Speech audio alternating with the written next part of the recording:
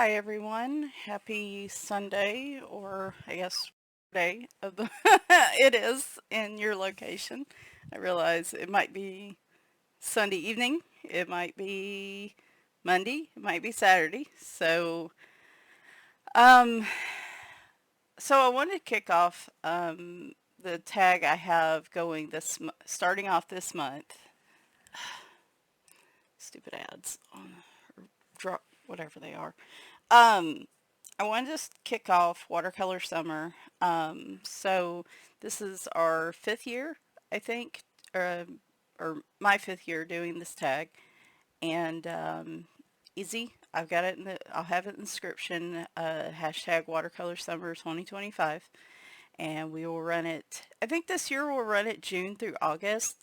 I think when we're getting in September, like the the mood kind of shifts more towards like autumn and Halloween coloring, and while I still use watercolor during that time, I'm not as focused on using watercolor because there are other things distracting me. So I think this year we're just going to run it the 3 months from June to August. And it's a pretty simple tag. Coloring books can be difficult to use water-based mediums in, even water-based markers like Crayola, Super Tips, and Tombos. Um, for one thing, like Amazon books, the paper is very rough on them. It can mess with the tips over time. They can cause the paper to pill or basically tear because it's wetting the paper, and the paper's so fragile. Um, Using too much water, like with watercolors or something, an Amazon book can have the same problem. So like using a lot of water in an Amazon book can be a challenge, or using, even I've found over the years, because I've been coloring now for 7 years as of this month. Actually, this month is my 7 year channel anniversary. It's seven and some change coloring. Um, Probably happening this week, actually. Um, I found ways to use watercolor in Amazon books, and so I like to use this tag as not only a way to feature pages I've colored with water mediums, but also a way to kind of show what I do and how I approach pages like that, because like I said, it can be frustrating, it can be intimidating to use it, and so yeah, like in Amazon books, those are problems. In the double-sided books, water can also warp the pages depending on what type of paper it is. The mediums can sometimes soak through to the page behind it, depending on what you're using, and we're going to talk about that in particular today. If you go like too heavy with it. And so, like I said, it's not something super simple. Uh, that can just easily be implemented across all coloring books, which I don't think really anything is except maybe colored pencils. Everything else kind of has nuances and special considerations. But anyway, so my plan this summer is to show some different ways I approach using water-based mediums in books, different types of books, different types of mediums. We're also going to do kind of an audit of my water mediums, which include watercolor, tins, include watercolor pencils, Inktense pencils. I have gel crayons that can be activated with water. I have gelatos. I have Neocolor 2s. There are lots of choices out there. So I'm hoping to be able to show some of them like this, and also kind of go through what I have. And maybe, maybe find some things that I'm not going to use, which is probably not going to be the case because I hoard watercolor stuff like a dragon.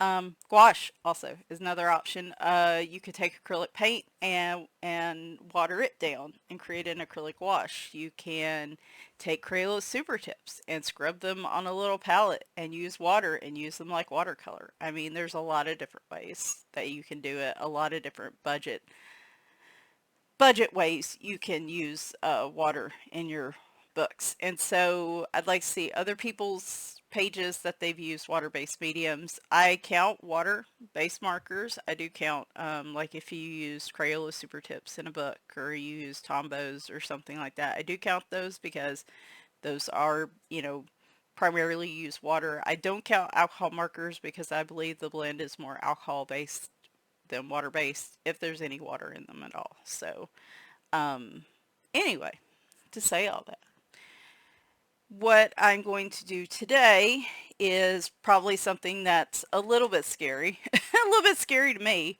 because I'm trying to recall, I don't think I've ever used Inktense in a Kirby Rosanna's book before.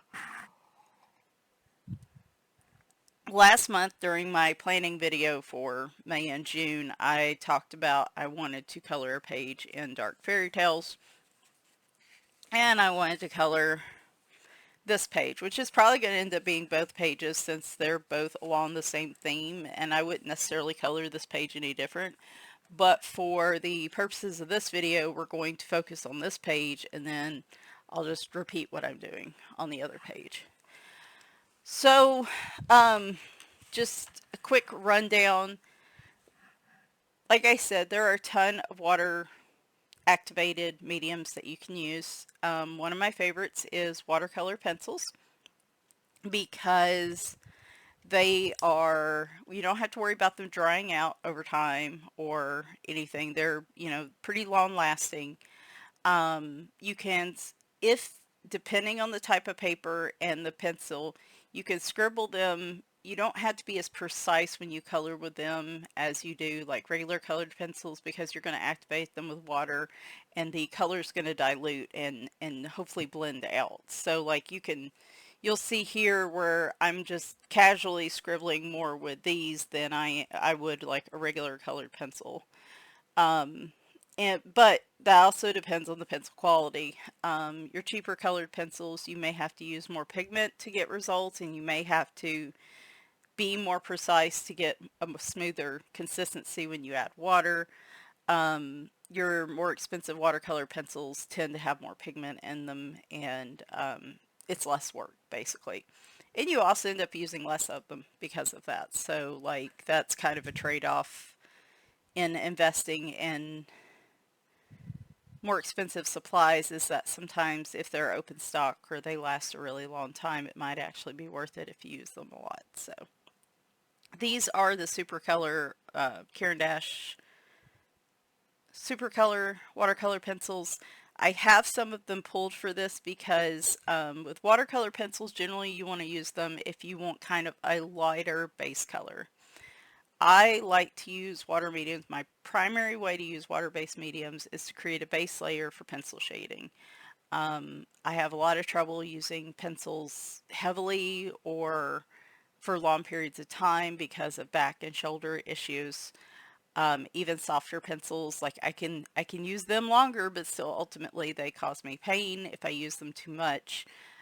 Creating a base layer with water-based mediums gives me covers all the white space, and so then I just have to go in with pencil shading to accentuate the colors that I use. So kind of think of it like a base color would be your lightest pencil color that you were planning to use if you were just going to use colored pencils. So if I was going to use a 3-color gray blend, I would use the lightest gray as a watercolor base, and then I'd use the medium and the dark to shade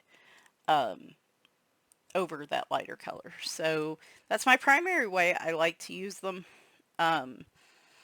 They don't give me enough, even the more expensive pencils, and I'd like to challenge myself on this summer, but I would like to try to do some pages that are just watercolor based because I don't do that very often, and the one summer I did it, I really liked how the picture came out. So but that's just primarily for using them to base pages.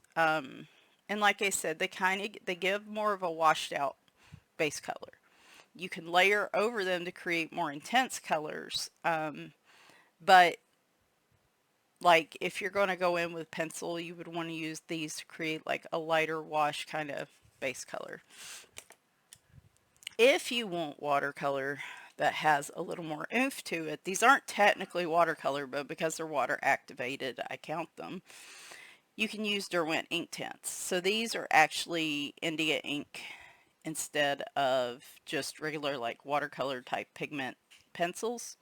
And so they give a bolder color, a more intense color, um, which can be good and bad. So, you know, I've done pages in just Inktense, and they're permanent. They don't move around like watercolor pencils as much. Like once they dry, they are done. You can't go back and do anything really with them. Um, but they give a lot bolder color, and so maybe if you want to just use these, or you want to use like fewer colored pencils on top, maybe just for a little bit of shading here and there, these are a good choice. The one downside to these, on a page like this, most watercolor pencils I wouldn't be hesitant to use because they're not going to bleed through even if I activate with water. Inktense, certain colors, and if you use a lot of water, they might bleed through to the page behind it. So in a case of a bleed through, and I'll talk about this in more depth in another video I'll use it in, but if I have something I think is going to bleed through, I generally treat the page to turn it into a more watercolor type page. Or if I want it to have move around on the paper more, or if I want it to act like I'm actually using watercolor paper, I'll use some sort of pre-treat on the paper. There's clear gesso, there's watercolor ground, there's satin glazing liquid. This one's my favorite. It does help protect the page behind it, but it does create more of a texture on the page, and I don't like a lot of texture. I prefer smooth paper when I'm using colored pencils. So I try not to use it if I'm going to use a lot, or just use it on the sections. I'm not going to use colored pencils just because I don't like using colored pencils on top of that. Just personal preference. But in this case, I don't really want to use it because I know I'm going to use pencils, but I did want to say that is an option. Um, Also, using less water to activate can help. I typically use a water brush, something like this. Some people use like a cup of water and like a official watercolor brush. For pages like this, I've seen people use they're colorless blenders, but basically they're just clear water-based markers to activate them. And this is like the least amount of water you can use to activate them that would help keep them from bleeding through. So we might try these today because I haven't tried them before, and hopefully they're not dried out because I bought these and then kind of just stuck them in a drawer. So we're going to see. Anyway, we're going to be a little bit risky today, and we're going to use Inktense. I don't have a whole lot of plans to make this a super extra page. I'm just not in the mood for it. I picked my colors a couple weekends ago. The biggest thing I want to do with her hair is try to see if I can create, I kind of want to be more of like a fluorescent green with maybe some yellow or something around it, like to make it look kind of radioactive, I guess, and then may come in with like a white gel pen or whatever and just make it kind of glow and stand out. That was really the main thing I wanted to do with this page in particular. But I just, so it's not the typical blonde hair that you see. Nothing wrong with that. I wanted to do something different. But we'll see. We'll see when we get to that piece. Alright, the one place I don't want a ton of color is up here. I just want it to be like a gray, cloudy, stormy kind of day. So I went ahead and just pulled the watercolor pencils. And why I pulled 3, I'm not sure. Maybe to create a little bit of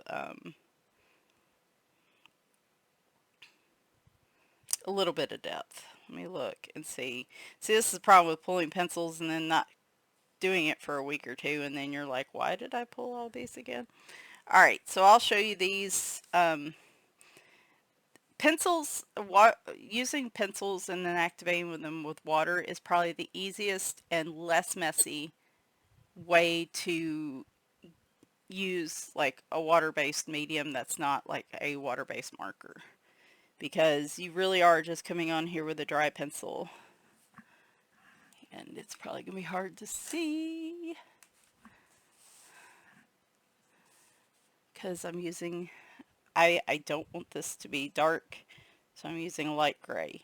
And as you can see, I am scribbling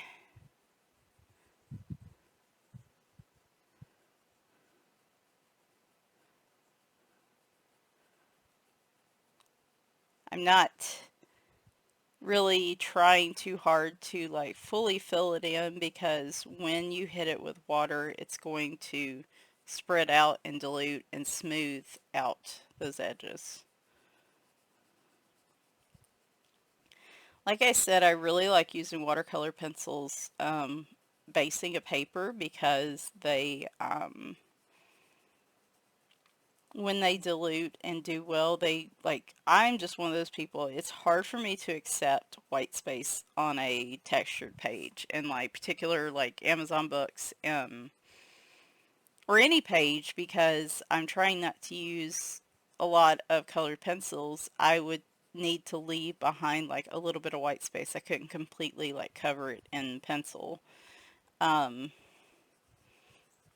and I don't like the look of it. It drives me crazy. Even after all this time, I have not learned to embrace it.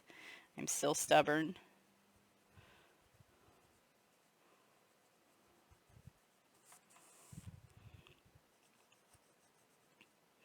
Now what we might do is, normally what I do is I will do the pencils and then the water in layers. So I would do this whole page in the pencils, then I would come through and activate it. However, because there's some fine detail here, I might be better suited to come through and activate parts and kind of let it dry. So yeah, the plan is to use the Inktense and the watercolor pencils to basically create a base. For most of these, it's just going to be one color. I'm not trying to create shading or anything like that. I just wanted to go ahead and, I guess, do it with the sky. I don't know. Like I said, I really should have wrote down what I was using what for. But it is no big whoop.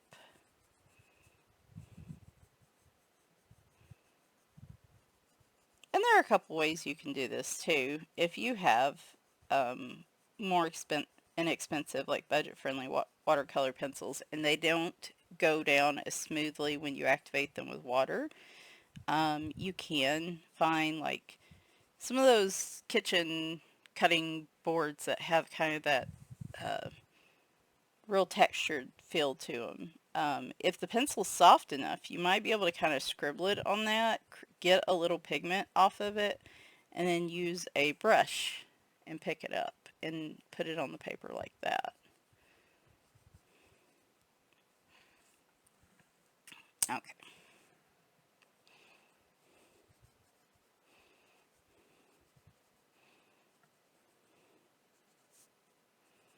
Name tints, when I put them on here, I'm going to do the exact same thing that I'm doing with the watercolor brushes, so it's not really going to be different. It's just different in how the makeup of the pencils and like what results you get. Rather than getting more of a transparent look like you would with watercolor pencils, you would get, wow, that is blurry. My apologies. Give me just a second. That's a little better. So, sharpen these a little bit.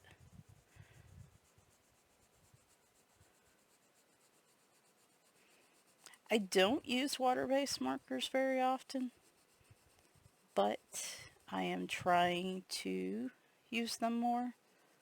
I used them as a base in a double-sided book. The Furball's book by Diane Dufour last month, and they turned out okay. They can be a little streaky in large spaces for me, so that's one reason why I don't use them very often. But I do have Tombos, and I do have, not a ton of water-based markers, but I've got a fair amount, so I would like to use them. I would hate for them to dry out, so I probably need to use more of them, use them more often.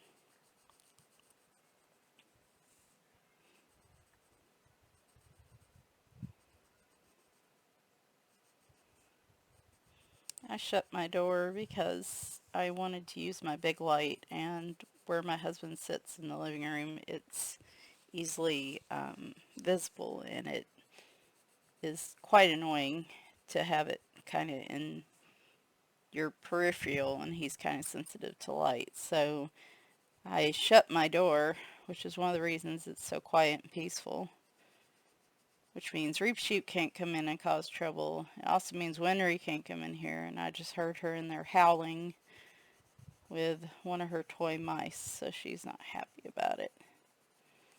So I figure what I'm going to do. Oh, that cord's going to get on my nerves. Can I? There we go. So I think we're going to just maybe try to do this on the top half of this page. Like, I'll show you this, then I'll show you the branches, and then we'll activate it.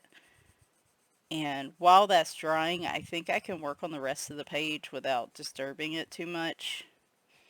The one key piece about using water in your books is giving the layers plenty of time to dry.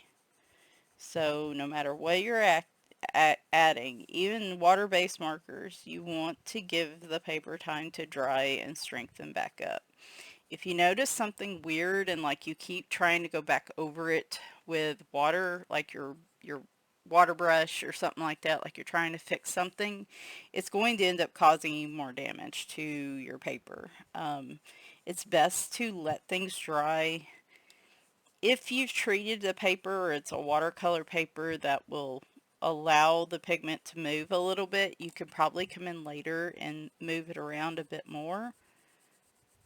It can be frustrating when that's not the case and like it's just stuck the way it is. So maybe once you let it dry, you can go back and make, try to, go back over it and fix it or make it a little smoother. But I promise you, if you keep going back over it, and I do it still to this day, I don't listen to myself. And I will keep going back over it. Inevitably, I have torn holes in pages like that, like little holes. I have caused the paper to pill up and get damaged to the point where there's no fixing it. It is best, you've got to have a little patience when you use water in coloring books. You can speed up the drying process by using like a heat gun or a hair dryer. Don't, put it so close to the page burns, but keep it away at a distance and kind of go back and forth. You can do that to speed it up. Generally, I try to just give it 24 hours to rest, to just fully dry, and like all the fibers are as dry as they're going to get and least likely to cause trouble. But there have been times that I have used a heat gun, and I may use it today actually, to speed up some of this stuff if I find I can't. And sorry, I was off screen for some of that. There we go. So yeah, I don't want a lot of color in the background because I want to try to create, like I am going to go over with pencil and try to create like the underside of clouds with like shading, like to give it the look of a just entirely cloudy sky with like a bunch of clouds hanging down, if that makes any sense. And the rest of it's going to have so much color, I just don't really, I want something there, and I want it to look like a thunderstorm's kind of starting to come together, but maybe not like fully lightning and and all that. Some days I'm in the mood to be extra and some days I'm not, and today I'm not feeling very extra. So I'm going to activate this. We will do the same with some ink tints. I'm going to activate this with a watercolor brush because remember, um, with watercolor pencils, you don't get as much pigment down. So I find in most books, now I say this with the utmost importance of, if you're going to try this in a book, test it. Find a page where maybe you don't care about the page behind it. If they have a tester page in the book, even better. If it's a double-sided book, you know, your results may vary based on if you're using a lot more water, if you're using something like Inktense, or if you're using a very dark pigmented like watercolor pencil or Inktense pencil, like a black or something. So I'm just stressing, testing is of the most importance, and because this page is kind of my test, because the other page on the other side's like one of these intro pages, and if it does bleed through, that's fine. I can make it work. I can just black this middle section out and kind of color around it. So I probably wouldn't be testing this other parts in the book, but let me go grab some paper towels. All right, so for this particular activation with watercolor pencils, we're just going to use a water brush. Mine aren't fancy. I just use these Arteza ones. Different brushes will give you different flows of water, and I find these give me just enough water to work with, but it's not so much that it's like puddling on the paper. So when I do use watercolor pencils in like Amazon books and on fragile paper, I find that these work really well to not overly saturate the paper. So I've had my criticisms of Arteza lately, but these brushes are probably one of my favorite things that they use. Okay, so I just went ahead and squirted it to get it, make sure to wet the brush a little bit. And then I'm just going to come in and I'm just going to start. And if it gets kind of glistening, like I can tell there's a little bit more water on the paper than I want, then I just put it down on the paper towel. And then I just come in with a circular motion. Now some watercolor pencils will still leave behind a little bit of the pencil lines, but the super colors are probably my overall favorite, simply because there's 120 colors, well more than that now with that special set that I got, but there's 120 colors in the regular set. They are very good at dissolving, as you can hopefully see, and the light's not too bright. All those pencil lines where I kind of just scribbled them on disappear. I don't know if they still are, but I was talking about these in a video last month, and I went to link them like I normally do. I'm not an Amazon affiliate, so I don't, I don't get anything if you use the links to buy stuff off my channel. I can't be because of my job. So, but when I went to go pull the link for them, I noticed that the price of these like was insane, and they are a more expensive pencil. And they are a more expensive pencil for sure, and they are open stock, which is really nice. But like, they're just, there's a price point for everything where you just kind of sit there and you're like, that's crazy. They shouldn't be that expensive. And that was exactly how I felt, and I can't remember what they were. I'll link them here, but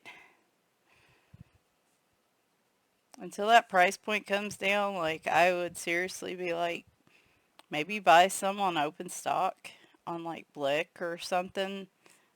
Try them out, see if you like them before you start like saving up for the big set. And there's smaller sets, but I don't know. I don't know what Karen Dash is doing. Which, based on was watching the Frugal Crafter. They are making some questionable decisions lately. Maybe I'll have time to talk about that. I didn't realize it was already almost 30 minutes in on this. I was going to turn this into partially a coloring chat, but I may just make that a separate video because I really don't want to make this video 2 hours long. So you'll notice, like, it's not entirely smooth. There are some areas that aren't, like, maybe I just didn't scrub that enough with the lightest color or whatever. So what I'm going to do, instead of going back over it while the paper's wet, is I'm going to let it dry, and then I might add another layer of that lightest color to see if I can smooth out that section.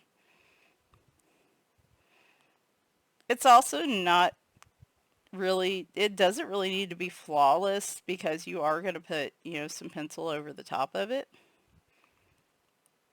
So that will cover up a lot of things. Or if you're putting pencil over the top of it, you don't really need it to be flawless.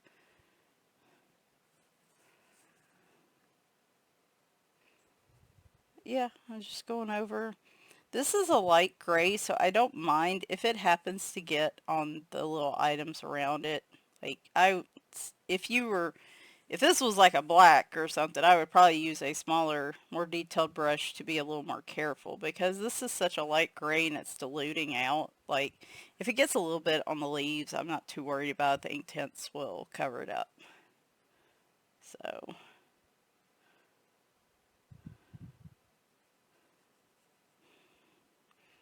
yeah, I'm still not. I was like, with her hair, we could, I could do like an outline of yellow or something on it to make it look even more kind of bright and standouty, and I don't know. I'm just not feeling that, so I think I'm just going to stick with making the hair itself like kind of a bright fluorescent looking yellow green. And then we can add like maybe some white gel pen for the lines in it to make it a little more fluorescent-y. Just make it the bright point and this kind of the focal point in this picture. So there, and actually it works out well because some of the way the line art, or some of the way it streaked on me, kind of looks like the layers of clouds I wanted. So, it does feel a bit weird, like, I don't know, the paper, and that's something else too. So, like, if you test, let's say I test a Kirby Roseanne's book that was published 5 years ago. The paper in that book may not be the same paper that's being used in this. So, what may have worked there may not work here. And because, you know, paper quality changes over the years, as we've seen. Different publishers use different papers to save money and things like that. I do notice, like, it's not moving as well. Like, Kirby paper soaks. In the past, when I've activated things with water, like, it goes across the paper pretty smooth and it doesn't leave a super streaky finish. But, like, I've noticed here, like, I had a couple areas where it just didn't want to spread very far, and it's not the pencil, it's not the water, so I think the paper quality's probably changed in these books, and that is something to keep in mind. Again, I don't think it's a big deal here. We'll see how it does with Inktense.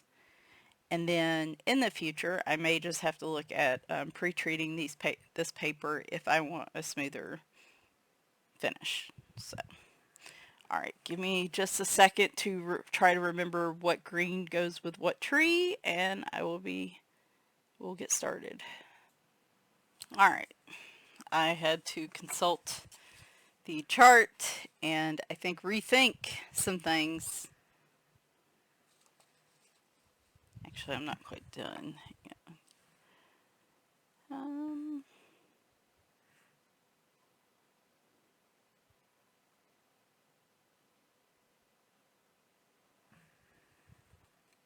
we'll use the olivine there. Okay. Alright, now I think we're cooking. Green, like leaves and trees, trip me up, and because there's a lot here, I'm trying to come up with colors that are different types of green like you would see in nature. Okay, and then we're going to go with fern for whatever tree this is. And this is wet. I normally wouldn't go over this, but because my hand's resting on the dry part, I'm not too worried about it at this point. Just know that typically I would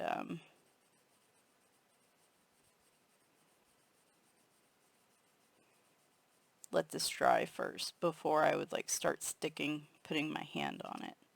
Now, I am not trying to use a ton of pressure. Again, this is kind of a test to see if this is going to soak through to the other side.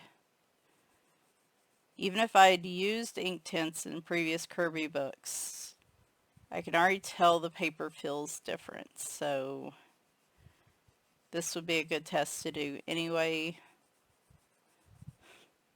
Because let's be honest, most of our paper quality in books has gone down over the years as companies try to find cheaper ways to produce the books.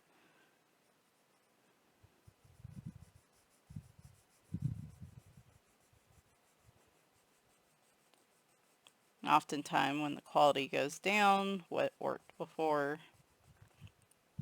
won't work again, so you have to get creative. Go in there with just a little bit of the gray. Alright.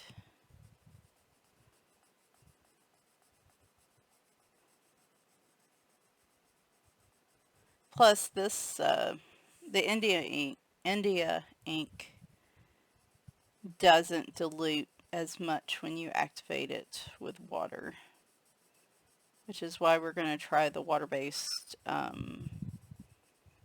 colorless blenders on these. We're going to use less water. I'm also going ahead and trying to color these leaves pretty thoroughly because they don't dilute, they don't move very much. So I mean, if you use them on a page that's been treated with gesso or something like that to create more of a watercolor paper texture, you might could make them move a little more. But I haven't fully tested that yet either. So I think today what I'm going to do, since, you know, we're already pretty far in, is I'm going to focus on like this little section here and activate it just to show you what it's doing. And then I might continue to work on this picture and do like a color and chat, and I might post that tomorrow. And that way people that actually just wanted to see the demo don't have to sit through me prattling on, and those of you that like to hear me prattle will get to hear me prattle. Alright, there's the fern. I'm going to use willow. I'll try to remember to write these down in the description in case people are curious, but I'm going to use willow for the trunk.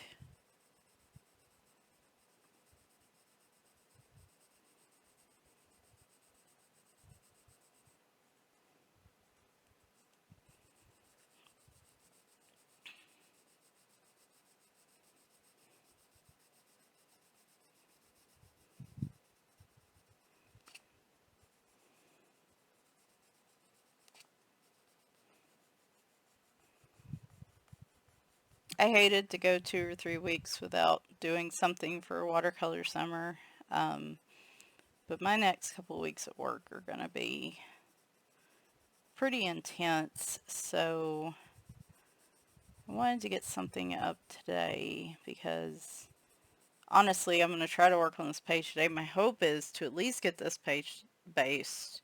I'd like to get this one too since I already have the pencils and such, but I don't know. We're going to just go with the vibe today on how I feel and what I want to do.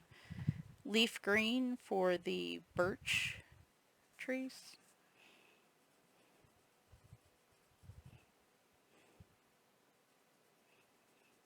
Once again, I am selecting what I would consider to be the lightest color at 2 base widths. So with these trees, I am planning to come in with darker pencils on top for shading. I am using what would be like, if I was pulling pencils dark to light, the leaf green would be like my lightest color if I was just shading entirely with colored pencils.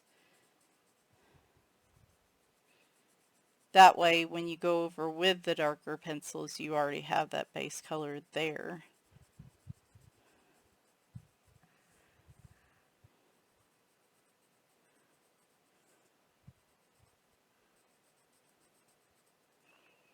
In detailed pictures like this, I also like using watercolor pencils because most of the time with watercolor pencils, if I'm covering a big space, I let it get a bit dull because I don't need it to be like super precise and pointy, but in these small areas, I will sharpen them to just make sure I get in the sections that I'm trying to shoot for.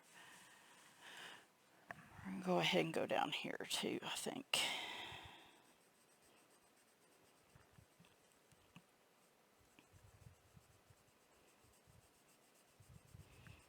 I like Kirby's books because there's already indication of where to shade in the images the way he does his line work. So oftentimes I don't really have to think when I shade on his pictures.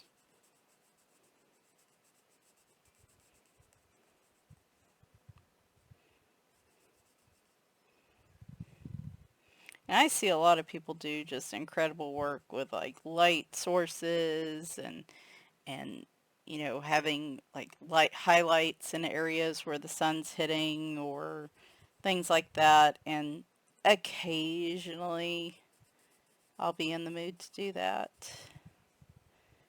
But life's been pretty stressful lately, and some days I have to look at a picture and go, you know, what's my vision for this picture? What can I reasonably do that I want to do with it? We'll go ahead and there's some hint back here of like darker sections, but I'm going to go ahead and go over them with a light so I kind of know they're part of this tree. These kind of suggestions of leaves and sections stress me out because I don't know exactly what's supposed to be part of this tree and what's not. But ultimately, I guess in the final picture, it's everyone's interpretation and it doesn't really matter in the grand scheme of things. So maybe I just shouldn't get so stressed about it. Probably. More than likely. Let's be honest, that's probably the way I should be. Um, in this, in down here in like the dark, because it's cloudy and of course it's going to be darker as we go down here, I'm going to go with Ionian green. Now this is a darker color, and so more than likely I will use like a black, or it's really hard to find a darker green than this, and maybe I can in my pencils, but more than likely I'll use a black or a dark gray to shade down here because this is like, you know, your darkest of the darks section. Can y'all see that? No. There we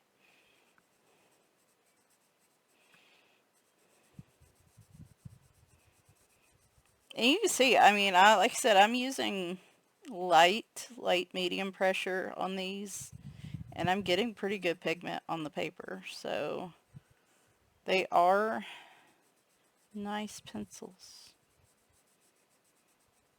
I have my rants about Derwent too. I was talking about Karen Dash earlier, and I will gossip about that in my video tomorrow. We'll do some coloring gossip. Not about people per se, but there's a lot of topics lately that have been controversial or whatever, and not controversial, I don't know how to put it, but and a lot of shady things companies are doing. Derwent did something similar, is doing similar. I remember when it was 72 of the Derwent Inktense, and they came out with 28 extra pencils. And they said at first, they said um, they were only going to sell the full 100 set in the UK, which was a choice that they fortunately changed on. I forgot about the vine. Yeah, we're going to have to make the vine. Maybe that's where the teals and the more blue-greens I got probably are supposed to be. Um, a choice they of course thankfully backed off on, but they offer the 100 set, but it's still like way, it's not as bad as it was. I've missed this section. It's not as bad as it was, but until that comes down to like about $150 maybe, like I think it's overpriced in the US personally. Um, and I think it was a cash grab when they were, because people were getting the pencils from the UK. They're they Okay. Point A. I don't understand if you're going to add pencils to your set, I know why, but you should come out with just that set in its own box. Say like 28, the 28 additional pencils, or put them in their own box.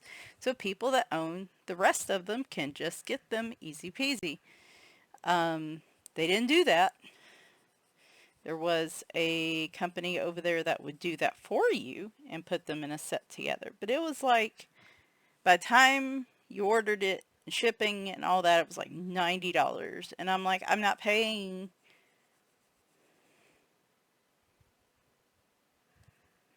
How much per pencil?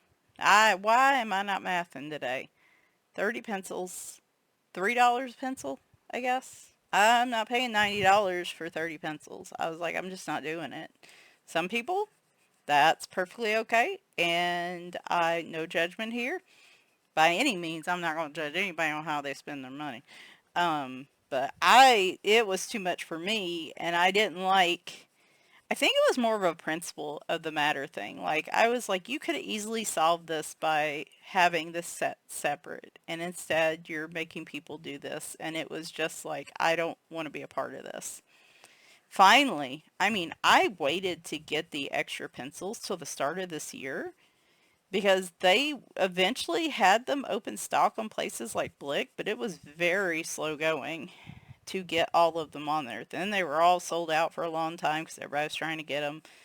And then the price point on them was like $3 a pencil. So I waited till they were on sale and I'm missing one. There was one I didn't catch that I need to go get. But anyway, and then let's not talk about their chroma flows and the fact that originally they weren't going to make them open stock, and they said they were changing their mind. But I've had a friend who owns the 72 set and doesn't want to buy the 150 set and have extras. So she's been trying to buy them open stock, and not all the colors are there. Because they want you to do that. They want you to spend the money on the extra pencils. Now, I went ahead and got them even though I had the 72 set because I figured I could use them as backups. This is a charcoal gray, by the way. You got those little dark kind of spots on the birch trees, so Um, but I like the ChromaFlow pencils. I went ahead and got them. I mean, the price point to me wasn't the worst in the world. It was about $1 a pencil. However, not making them available open stock like that, like, and trying to force people to buy the full set when they may more than likely already have your 72 sets. A lot of companies are doing that lately, and I don't like it.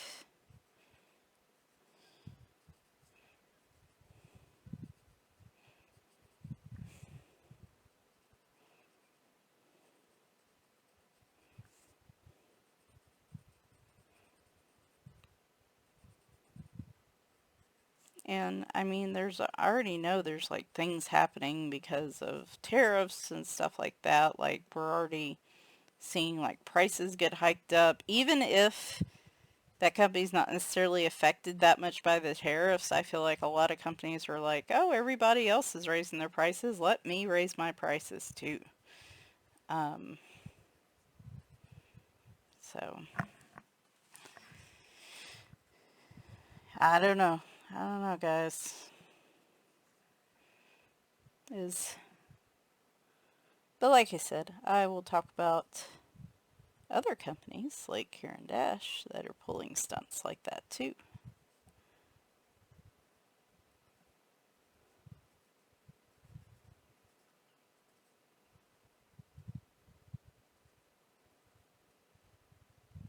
And I don't know. I think it's silly. I've been in marketing. I mean, I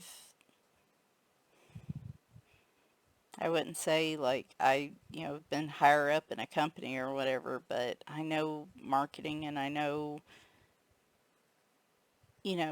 people, and I guess if you want to make a profit, like, there are just some decisions companies make that I don't understand. I need kind of a dark brown in these little trees, don't I? What are we going with? Uh, let's go with the madder brown. Oh, I'm also going to put a plug out here for the color with Claire. It's weird it's not on here. Normally it is. I think it's Color with Claire does these family charts. I wish she would do them. I wish I could just send her a list of pencils and say, can you do them for all of these? Because these are my favorite, absolute favorite charts. It makes picking colors for shading and stuff so much easier. Like, I love them. Yeah, you probably could see on there I'm missing Golden Sun, but I need to start with my Copic refill collection, so I'm going to figure out which ones I have, because I have refills for the very first Copic set I bought. And once I get those figured out so I don't end up buying duplicates, I'm going to start on those. And so then I can just throw that one in to the refills. Alright. Okay. So there's that side, which just with the pencils looks pretty sharp. But we are going to try to activate them. We're going to try to activate them with these water-based colorless blenders if they're not dried out. It's also a downside with water-based markers for me is alcohol markers dry out too, but they don't dry out as fast. As long as you cap them. If you cap them correctly. If they're not capped correctly, then I can't speak to that. Or if the brand used a lot more alcohol in the mix than pigment, they'll probably dry out faster than a different formulated one. Why is this package taking 3 to 5 business days to get into? Come on. Come on. Jeez. Right. Cross your fingers. I think it's wet. Yep, they're still wet. Awesome. So it's a Tombow colorless blender, water-based. I bought pack 3. I'll try to link them, but let's see how they do first. Okay, so what I'm going to do is activate each section of color at a time so I don't have to keep wiping my pen, and I probably don't need to use something like that. I probably need to use just a regular cardstock to scribble.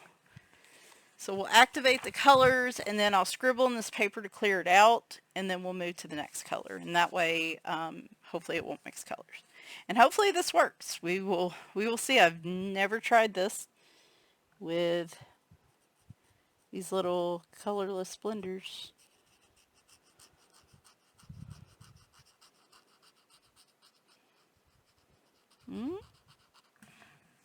And would be real helpful if I showed you guys what I was doing instead of having you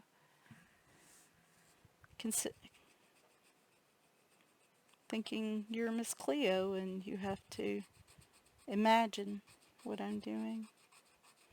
So I'm just scribbling over the top of them like I would if they were a water-based marker. And they are doing exactly what they should be doing, which is amazing. Oop, oop, oop. So right there, I started to go back over that again, and it started to pill up the paper. Now see, that is one downside to using these. So when you use a marker and you're like, because this, I'm more scrubbing at it than I am like brushing it. It's going, you don't need to go over the paper too much, or give it time to dry before you go back over it. So you gotta be careful with these. If a section looks like it should be gone over again, just don't do it. Let it dry if you feel like you need to, but again, with pencils going over the top of these, I shouldn't worry about that. I would suggest going over a section once, maybe a little bit twice if you're trying to bring sections together, and then let it dry when you're using these types of markers.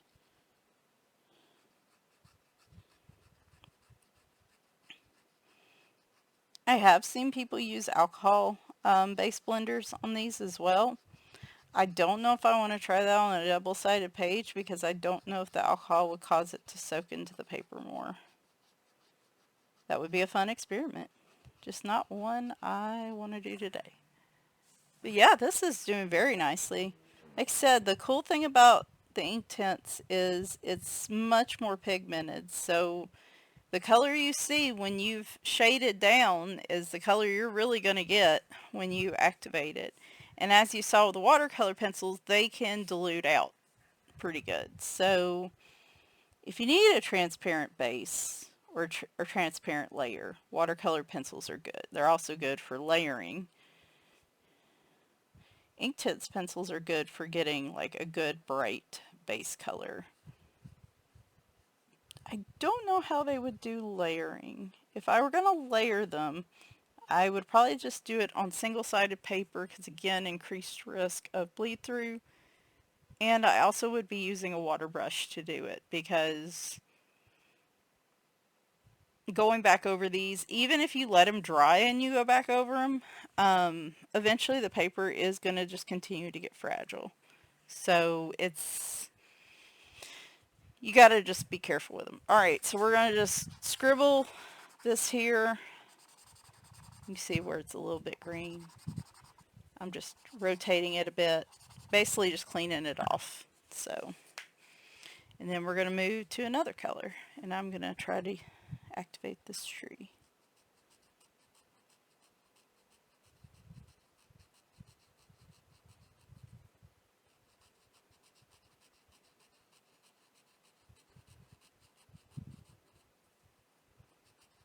I do feel like I have to go a little slower, obviously, than I would with water brush.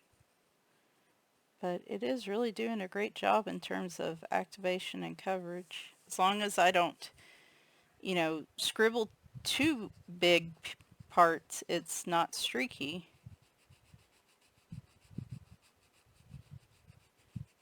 Another thing I wonder about with this is, how long these last, because these are, as Tombow markers, they are pretty thin. So, all right, we're gonna scrub our brush off again. Just make sure it's cleared off. And then onwards and upwards.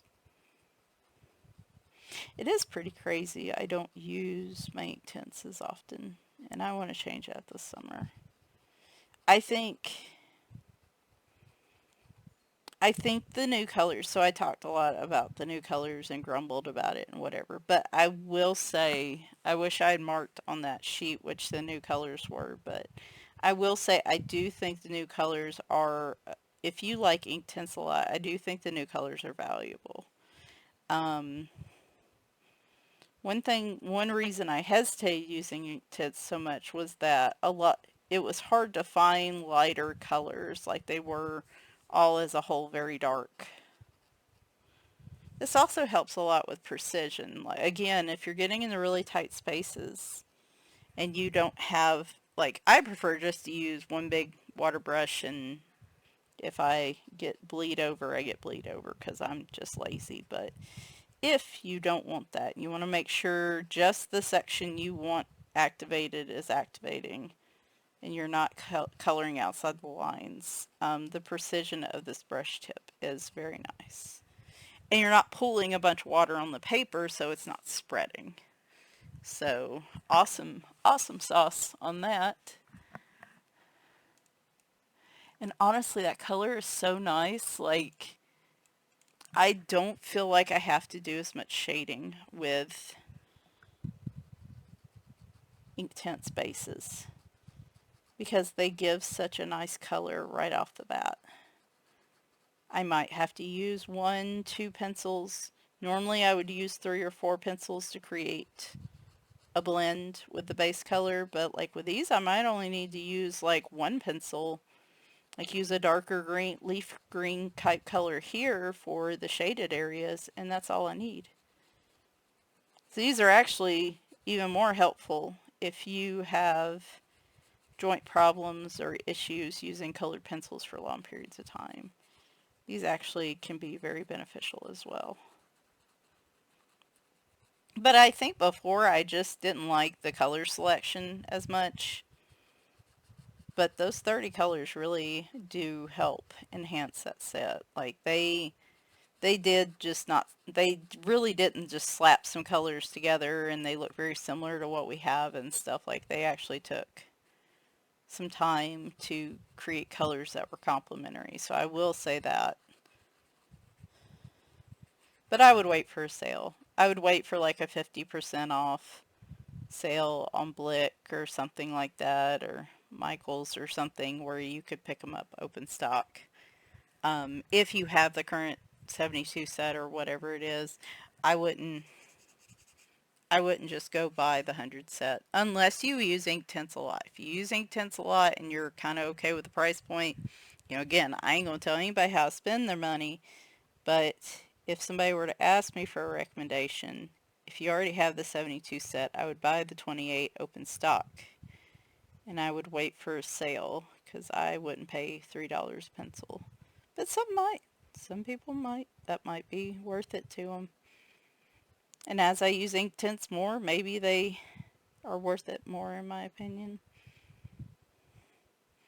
This is one reason I like doing this tag, because I'll go back into things I don't use very often, like Inktense.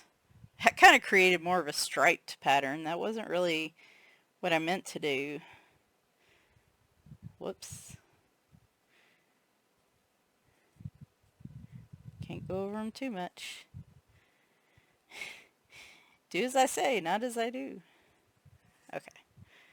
Well, it's going to have to be good enough. We got zebra striped trees. Oh my gosh, y'all, there is a zebra on the loose in Middle Tennessee.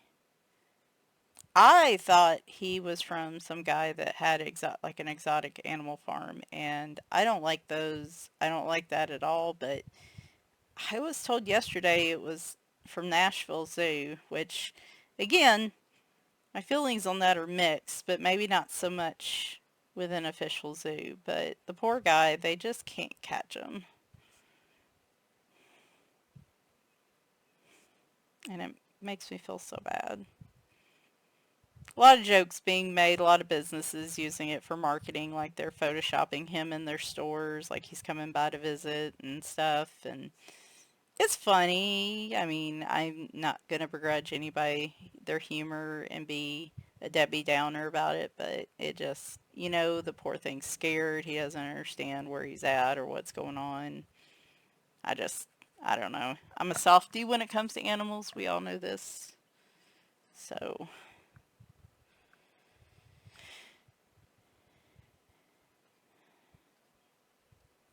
this kind of makes me think of him.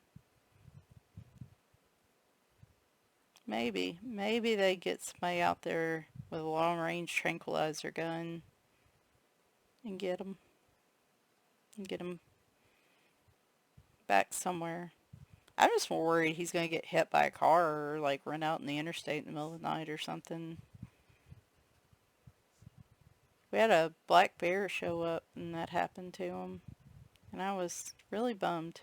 I didn't really want to share that, but since we're talking about it, um, I was hoping he would just move on through the area. Like they tend to show up at times, but they just move on through. And I'm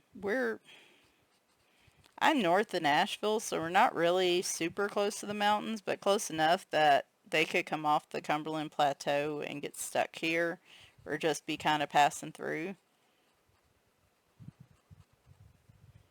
And so I hate that. But, like they just they don't get traffic. They don't understand obviously urban landscapes. And of course people are stupid and I always worry somebody's going to shoot them or try to feed them or try to make them a pet. I am rambling a bit. Sorry. I ran out of stuff to talk about on this while I was activating it. I'll also show you the back of the page after we're done, and we'll see if any of it's bled through.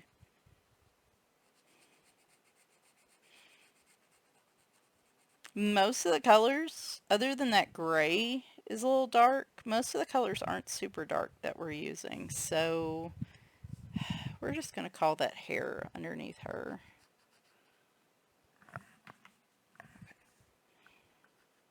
I'm sorry this ran so long, but I just wanted to do this in real time. I know often, and if you accidentally do get, like I got a little bit into the branches there, just scrub your brush on that scrap piece of paper to clean it off.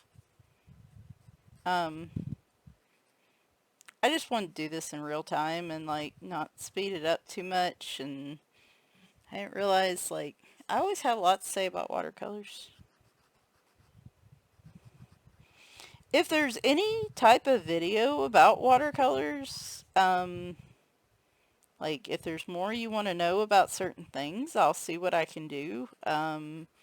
If you think just a video explaining watercolor basics would be handy where, we go through the different types of things that are out there and I show you the advantages and disadvantages of them. I mean, that might be a good video.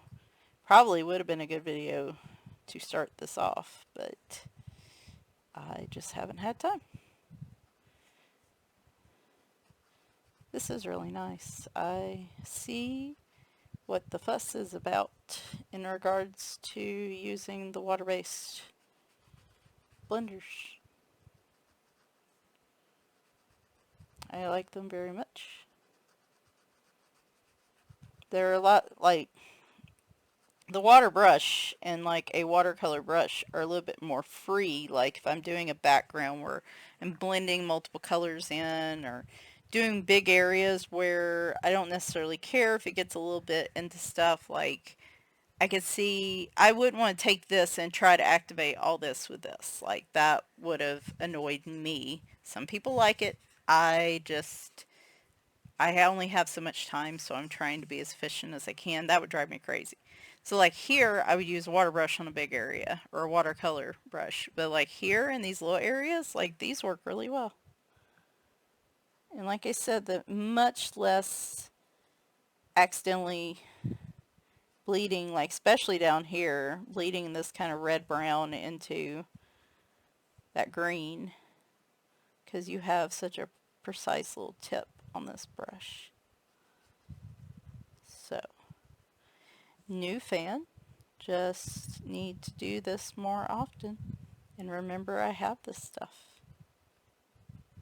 Sometimes you try in the name of organization, you get all your stuff organized in the drawers, and then they're in a drawer, and my ADHD kind of brain sees them as gone. And like I forget about it until I happen to open a drawer and I'm like, oh yeah, I have those. I should use those. All right, so this is what we've got. This is another reason I don't do real time in my pictures, because you can see we've done maybe what, a third of the picture, a fourth, and it's taken an hour and 10 minutes. That's pretty much my speed, so that's why I speed things up. But looks really good. I like the Inktense a lot. I like the water-based blender on those. I think that's a really good option to have for precision areas. And then we've got our watercolor pencils here with just kind of a base. It is like I said, it did kind of create a little bit of that kind of fluffy sky that I'm looking for. So I actually kind of like that there. I don't necessarily need it to be smooth after all. And my little zebra striped birch trees there. Now let's look over here. So far so good. No bleeding as far as I can tell. We aren't using super dark intense colors. And with that blender brush, we are introducing just pretty much the minimal amount of water needed to activate the Inktense. So what I'm going to do, hopefully this is helpful. And like if you've been wanting to use Inktense, if you've been, I think this is a great way to use Inktense in double-sided books without worrying too much about are they going to bleed through to the next page. You just have to be careful with these. You don't want to scrub the paper too much. Like any water-based marker, it's going to create damage on the paper if you keep going back over it. So it's one of those, you just color over it, activate it, and move on. And if there's an issue, come back and fix it with colored pencils or something. Or just accept it as a beautiful part of the page, because if you keep working at it like up here, we already started to peel that paper right off the bat. So, but yeah, I just wanted to show you a few little methods to kind of get your brain working on, like, if you want to use watercolor. What I'll do is I want to continue this page today and keep working on this because I know the week's going to be obnoxious. Oh, there's also like a bullet tip on this end, by the way, but I never use it. I just use the brush tip. And these do come in different packs, so I will post that in the description. I'll post links to everything I kind of showed in the description. Like I said, if the full set of watercolor pencils or Inktense, I shared my recommendations on those basically. Like the super colors, the full sets too, I think overpriced right now. I would suggest getting some of those open stock through Blick and trying them to see if you like them, if you want to invest in them. I will say, to be fair with these are, the 120 colors is a huge variety that I love that I don't find in a lot of watercolor pencils. These do smooth out really well when diluted with water. Honestly, these are the only watercolor pencils I like to use on Amazon paper unless it's treated with like a pre-treatment like gesso or something, because they do the best with minimal water, and so they don't warp the page as bad if I'm basing with them. I have had these, I've used these on quite a number of pages if you follow this channel, and I'm trying to think. I mean, I'm sure I've sharpened some, but these are lasting a really long time. So sometimes if it seems like an investment, if the pencils are lasting a lot longer and you can go buy them in open stock when they run out and you don't have to buy like a whole nother set, that can be advantageous and cost saving if you use these like all the time. So that's my recommendation on those. On the Inktense, I I would weigh, like, if you've never used Inktense, I would again buy a few open stock and try them.